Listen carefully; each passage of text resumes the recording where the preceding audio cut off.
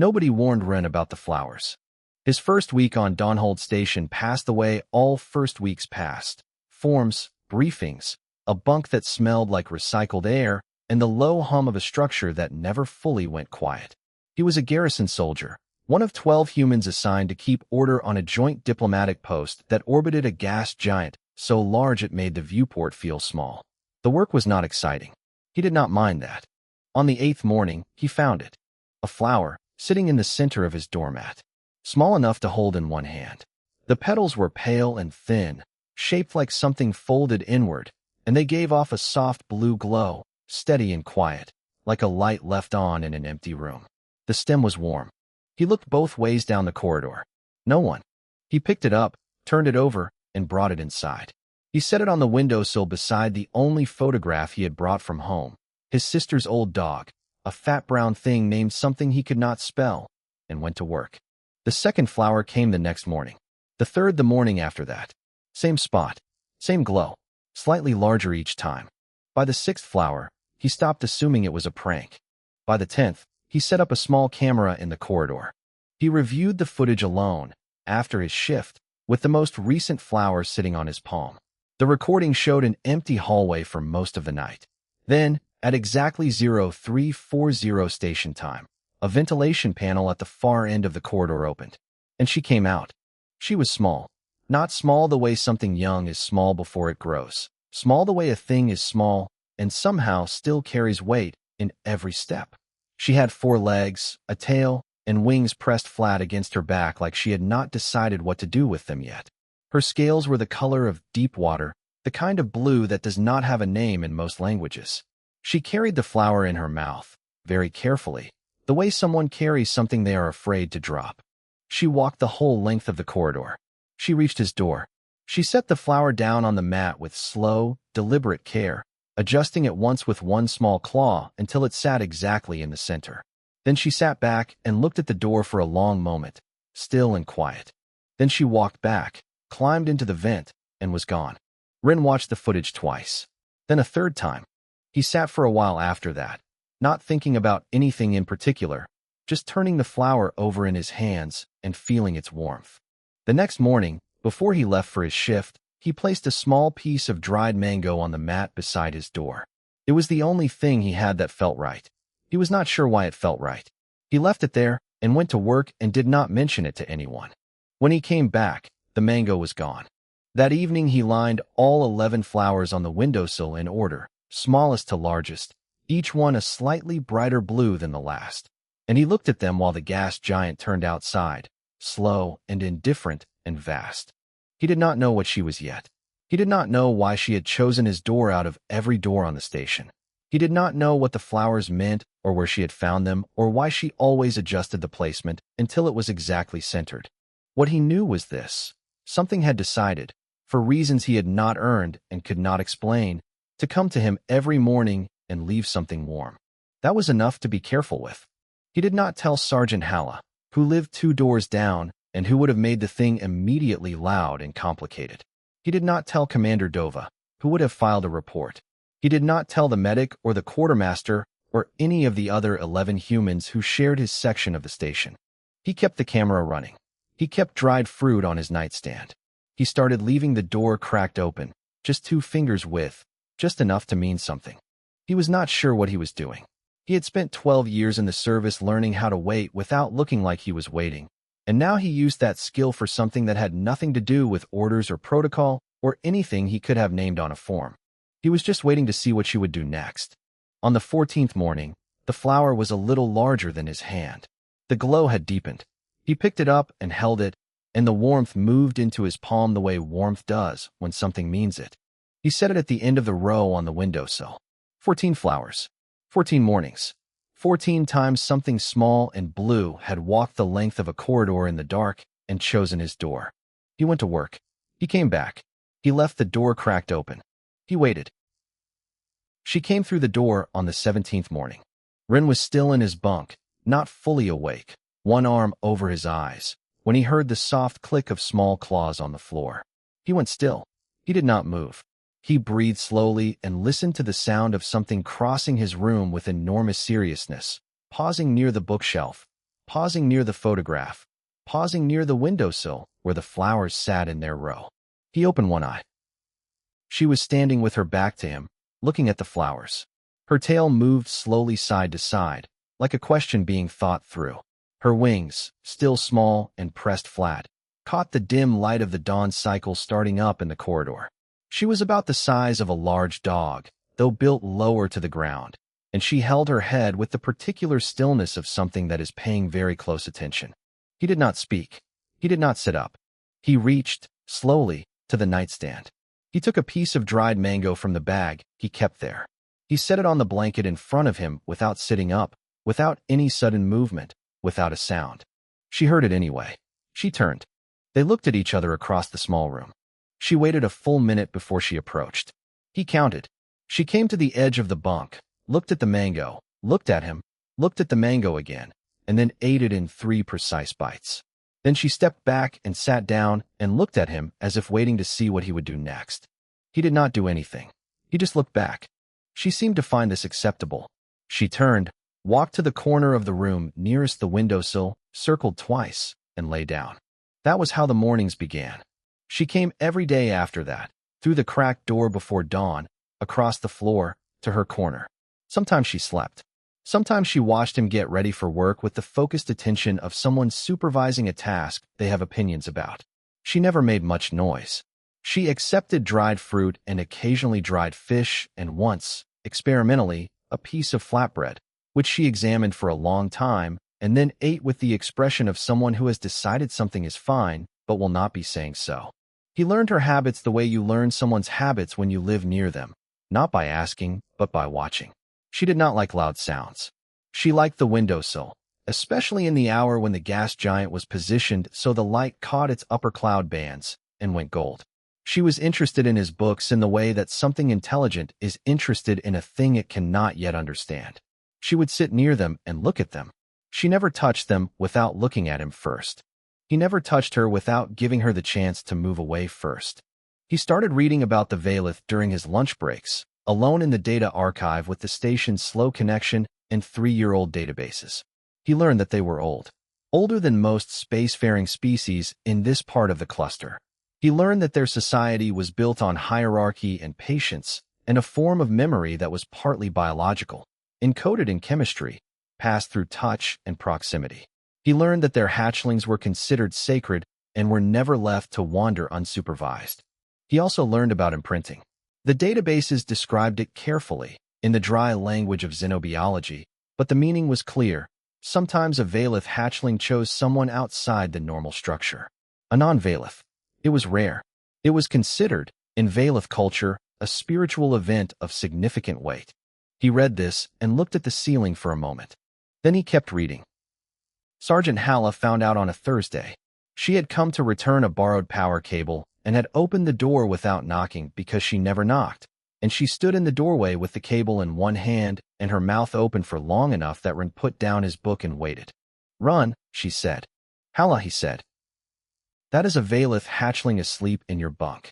"Yes." "She is sleeping on your pillow. She likes the elevation." Halla looked at the hatchling. She looked at the row of flowers on the windowsill. She looked at the bag of dried fruit on the nightstand and the empty flatbread wrapper he had forgotten to throw away. Her face moved through several things: delight, concern, more delight, the practical worry of someone who has spent enough time in service to know what the word regulations means, and then settled into the expression she made when she had already decided she was going to help even though she knew she probably shouldn't. "Does Dova know?" she asked. "No." "Are you going to tell her?" Ren looked at the hatchling, who was breathing slowly with her nose tucked under one wing. "Not yet." Halla stood there a moment longer. Then she set the power cable on his desk and left without another word, which was her way of saying, "Fine, but this is going to be a problem, and when it becomes a problem I will say I told you so, and I will also help." He looked at the hatchling. She opened one eye, looked at him, and closed it again. He went back to his book. That evening, a message arrived from Ambassador Vrag, requesting a meeting. It was politely worded. It was not a request he could decline. Vrag's office felt older than the station it was inside. Dark material on every surface. Low light. The smell of something dry and faintly electric, like old paper in a sealed room. The ambassador himself sat behind a wide desk and looked at Rin with amber eyes that had the quality of things that have been watching for a very long time. He was not hostile. That was the first thing Rin noticed. He was measuring. The hatchling, Vrag said, has been leaving your section of the station every morning for nearly 3 weeks. Yes, Rin said. You were aware. After the first week, yes. You said nothing to station command. Rin did not answer that, because the answer was obvious and they both knew it. Vrag looked at him for a moment. I am not here to accuse you. I am here to understand what you understood. He paused. She chose your door. Out of every door on this station. I noticed. Do you know why? No, Rin said. I don't. Vrag was quiet. Neither do we. He said it simply, without embarrassment, the way someone says a true thing when they have decided pretending otherwise costs more than it gains. She is young. Her reasoning is not something we can ask her to explain, but her behavior is clear. He looked at Rin steadily. Do not interfere with any decision the council may make regarding her supervision. The meeting ended there. Rin walked back to his section with the feeling of someone who has been told where the edge of the cliff is and asked not to go near it. Medic Olwen called him 2 days later. He sat across from her in the medical bay while she turned her terminal screen toward him. She had pulled records he had not thought to look for, older xenobiology files, pre-assembly research, things that required clearance he did not have, and that she apparently did. Memory blooms, Olwen said.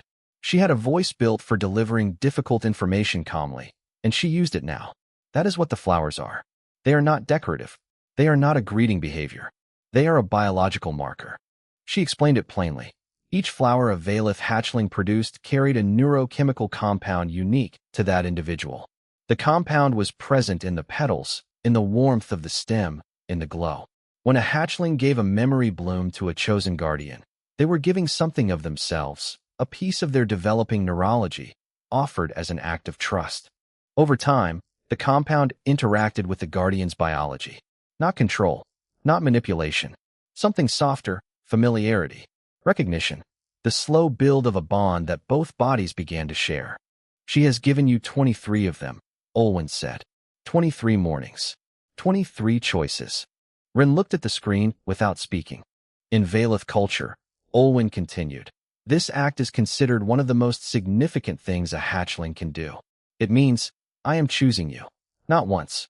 Every single morning, she woke up, grew that flower, and chose you again. The room was quiet. Does Vrag know? Rin asked. The elders have always known. They knew what the flowers were before I did. Olwen folded her hands. That is why the council session is being called. The council session was the following afternoon. Rin was brought in as a witness. 7 Valith elders in a room that made Vrag's office feel casual. The session moved between Valith frequency language, which his translator managed poorly, and standard, which told him they wanted him to follow along. The facts were stated plainly. The hatchling had initiated a bond. The bond was genuine. By every measure of Valith biology and spiritual law, it was valid. It was also with a human. One elder, scales the color of old copper, voiced like something that had practiced certainty for 100 years, argued for immediate ritual separation. The hatchling was too young to have understood what she was doing. The bond needed to be severed before it deepened further. The procedure existed for situations like this. It should be used. It was a clean argument. It had logic on its side. Rin waited until they asked him to speak. Then he said, very calmly, what does she want? The room went still. The copper-scaled elder said, she is a hatchling. Her preferences are not. She chose, Rin said. 23 mornings. She woke up, made a flower, walked the length of a corridor, placed it on my mat, and went back to her quarters. She did that 23 times. She is not doing it by accident. He kept his voice level. He kept his hands still. What does she want? Nobody answered. The elders looked at each other in ways he could feel, but not translate. Vrag looked at him. His face was not readable. But it was not closed either. It was the face of someone working through a problem they had not expected to find difficult. The session ended without a ruling. Rin walked back to his corridor. The hatchling was on the windowsill, watching the gas giant turn. He sat beside her. He did not touch her. He looked out at the planet alongside her and said nothing. After a while she moved closer, until her side was against his arm. He stayed very still so she would not feel him tense. He was not tense. He stayed there until the gold faded from the cloud bands, and the planet went dark, and the flowers on the windowsill glowed quietly in the room around them both. Silence woke him.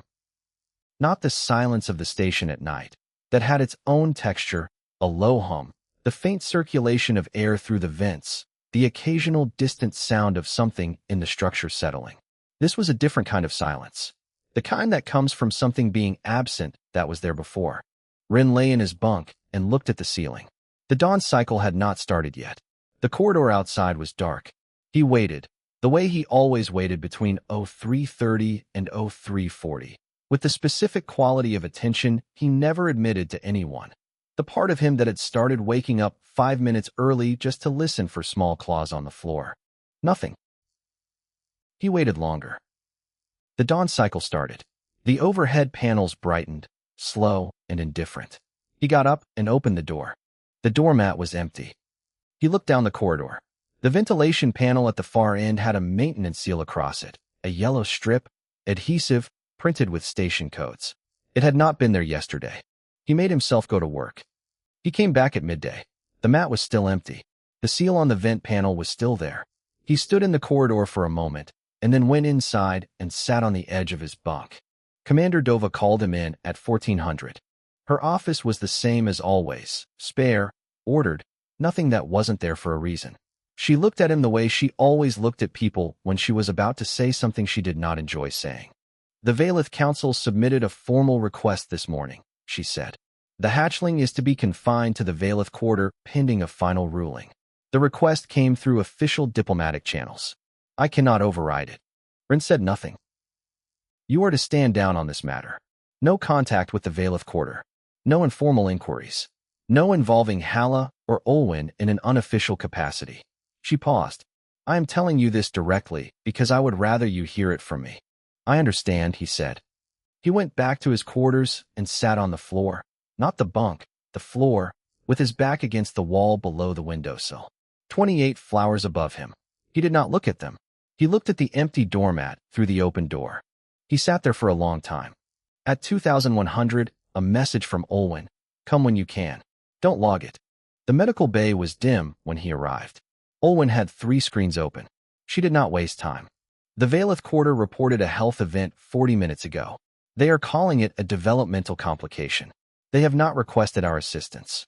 She turned one screen toward him. I pulled the passive environmental biosensor data. Every room on this station is monitored for atmospheric regulation. It is not medical surveillance, but it captures baseline biological readings. He looked at the readouts. He could not interpret them precisely, but he could see the shape.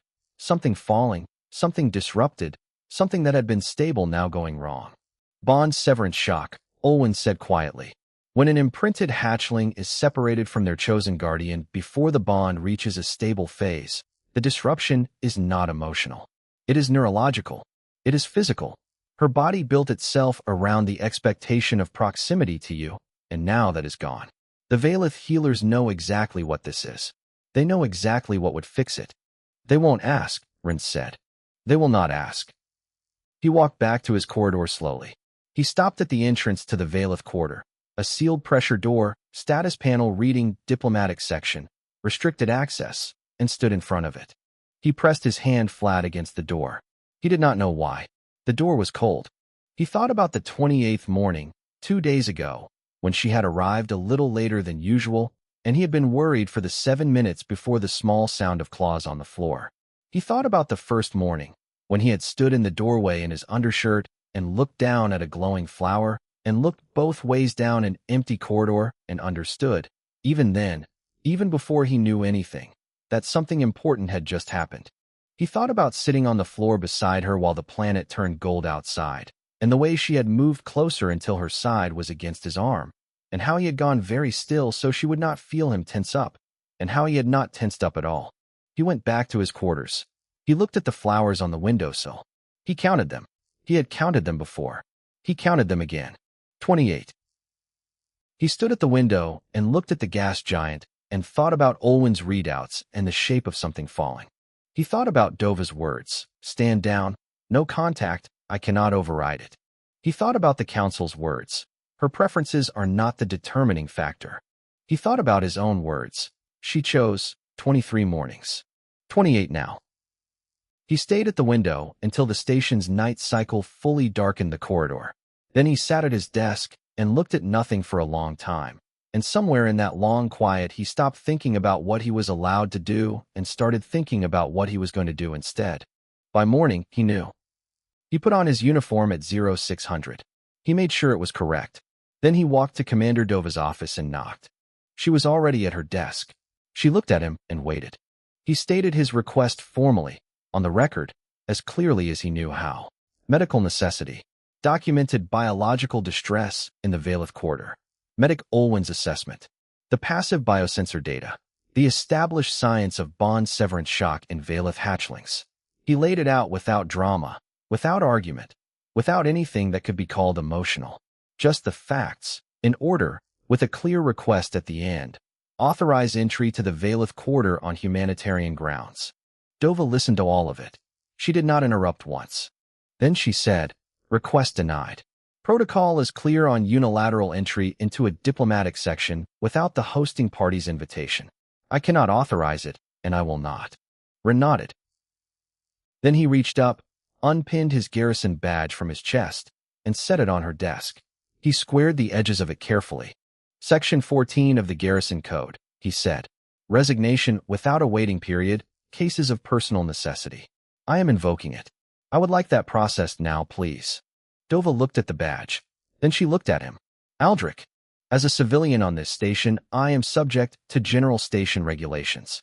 General Station Regulations permit any civilian to request emergency medical access to any section of the station in cases of documented biological distress. He paused. The distress is documented. She was quiet for a long moment. You will lose your posting. Possibly your career track. Yes.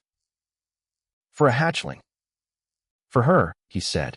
He said her name. He had stopped thinking of her as the hatchling somewhere around the 17th morning, around the time she had walked across his room and eaten dried mango, and decided his corner was acceptable, and he had not said it out loud to anyone until now.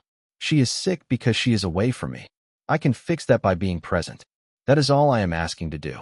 Dova looked at him for a long time. Then she turned to her terminal. Her hands moved. The resignation processed. She printed the civilian transit pass herself and held it out to him without a word. He took it. Hala was in the corridor outside. She had not been told to be there. She was there because she always knew when something was happening and could not leave it alone. She looked at him, no badge, transit pass in hand, and her face did the thing it did when she had already decided the answer and was just waiting to hear the question. Don't follow me, he said. She stepped aside. That was how he knew she understood. He walked to the Valeth Quarter. Vrag was at the pressure door. Ren stopped 2 meters away and looked at the old ambassador. He did not know how long Vrag had been standing there.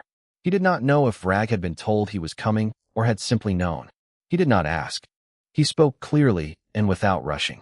I know I have no authority here. I know this is your section and your law and your decision. I am not here to argue that. He kept his hands still at his sides. She is dying because she misses me. Not as a feeling. As a biology. The fix is simple. I sit with her. I talk to her. 1 hour, maybe less. That is all I am asking. He paused. I resigned my posting this morning. I have a civilian transit pass. I am asking you, as one person asking another, to let me in. Vrag looked at him with those amber eyes that had watched a very long time. Then he stepped aside. The room they had put her in was warm and small and smelled of something Rin could not name. She was in the center of a woven mat, curled very tight, wings folded around herself like she was trying to be smaller. Her scales had gone darker, not the deep ocean blue he knew, but something cloudier, a color that looked wrong on her. Her eyes were closed. He sat on the floor beside her. He did not touch her. He settled his weight and slowed his breathing and said, quietly, "Hey, I'm here." Her eyes opened. He reached into his jacket pocket and took out the first flower she had ever left him. He had carried it all morning. He set it on the mat in front of her, centered, the way she always centered them. Then he pulled his hand back and waited. She looked at the flower. She looked at him. She made a sound low in her chest, harmonic and soft, and not something any translator had a word for. Then she moved. Slowly, she crossed the small distance between them and put her head on his knee, and he put his hand on the back of her neck. Gently, the way you touch something you are grateful to still be touching. He talked to her. He talked about nothing important. The planet outside. The photograph on his windowsill. The flatbread she had eaten with great skepticism on a Tuesday. The morning she had arrived later than usual, and he had counted 7 minutes. He talked until his voice felt easy and she was breathing the way she breathed in his corner at home, slow and steady, fully asleep. Her readings, Olwen told him later, began stabilizing within 20 minutes. The elders watched through the observation panel the entire time. Ren knew they were there. He did not look at them. After a while, Vrag came in and sat. 3 of them in a warm room. The silence was not uncomfortable. Finally, Vrag said, "We did not know humans could be chosen." "We didn't either," Ren said. Vrag looked at her sleeping on Ren's knee. Something in his face moved. She knew something we did not. "She usually does," Ren said. The council ruling was suspended that night. No timeline given. The door to the room stayed open. Ren sat there until she was fully asleep, and then he sat a little longer because there was nowhere else he needed to be.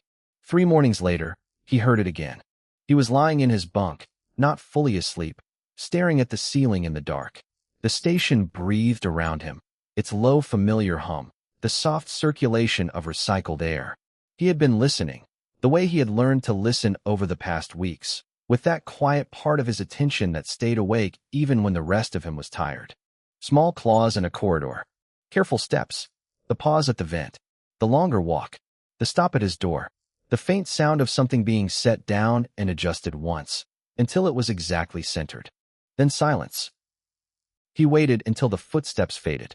Then he got up, opened the door, and crouched down on the floor of the corridor in the dim pre-dawn light. There it was. Pale petals, folded like hands. Blue glow, steady and warm. He picked it up and felt the heat of it move into his palm, and he stayed there on the floor for a moment, not moving, looking down at it. 29. He brought it inside and set it at the end of the row on the windowsill. Commander Dova's message arrived 4 hours later. No meeting, no formal summons. Just a message to his communicator, short and direct. Back on roster as of 0800. Don't do it again. He read it twice. Then he sent back one word. Understood, and put on his uniform. Hala found out at breakfast.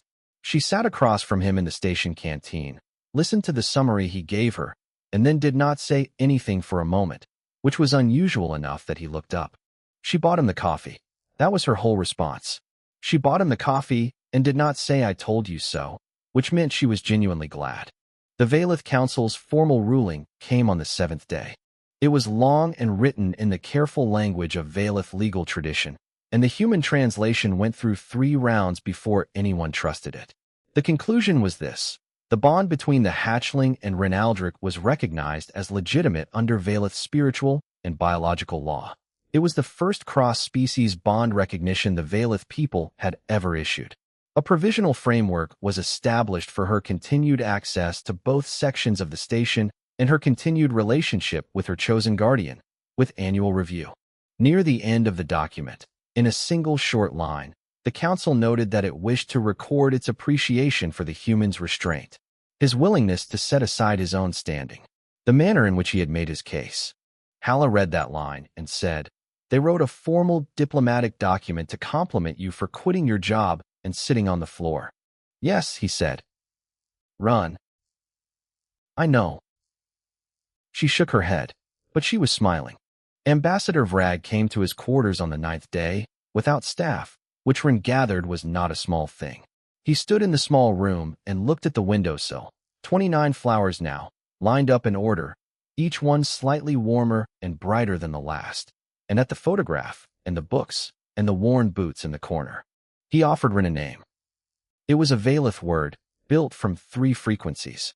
The human ear could only catch one of them, a sound somewhere between a breath and a note. Vrag gave it a rough translation. Root keeper. The one who holds the first memory. The ground a hatchling grows from. It was an honor title. It had not been given to a non-Valith before. Ren tried to say it. He produced something that was probably not close.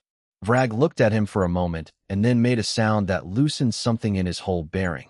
A short, bright harmonic that was clearly, unmistakably, amusement. Not polite amusement. Genuine amusement. The kind that comes from being surprised by something small. You will practice, Vrag said. Every day, Rin agreed. After the ambassador left, Rin sat at his desk and looked at the row of flowers for a while. He was not sure, still, what he had done to deserve being chosen. He had been patient. He had been present.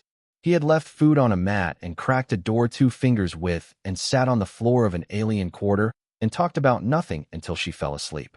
He had handed in his badge without a second thought because the alternative was doing nothing, and doing nothing had not been a real option from somewhere around the 14th morning without him ever deciding that formally. On the morning of the 30th flower, he was at his desk before dawn, a report half finished in front of him, the station quiet in the way it only got in the last hour before the day's cycle. He heard the ventilation panel open. He heard the small, deliberate steps come down the corridor. He heard the pause at his door. He did not get up. He did not go to the door. He did not check the camera or hold his breath or do anything except continue reading, because she did not need him to witness it to make it real.